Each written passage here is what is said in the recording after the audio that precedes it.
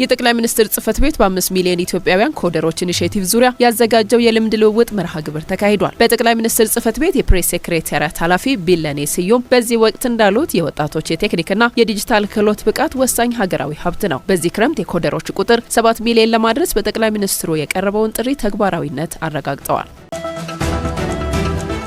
የጉምሩክ ኮሚሽን ባደረገው ክትትል 693 ሚሊዮን ብር ግምታዊ ዋጋ ያላቸው የኮንትሮባንድ እቃዎች ተይዘዋል። ኮሚሽኑ ከፌዴራልና ከክልል ፖሊስ አባላት ጋር በመሆን ከሐምሌ 23 እስከ ሐምሌ 29 ቀን 2018 ዓ.ም ባደረገው ክትትል የተያዙ 648.4 ሚሊዮን ብር የገቢ እንዲሁም 44.6 ሚሊዮን ብር የሚገመቱ የውጭ ኮንትሮባንድ እቃዎች ናቸው። በቁጥጥር ስር ከዋሉት የኮንትሮባንድ እቃዎች መካከል አዳዲስና ልባሽ ጨርቆች፣ የግብርና ምርቶች፣ ኤሌክትሮኒክስ፣ የተሽከርካሪ መለዋወጫና የመዋቢያ እቃዎች ይገኛሉ።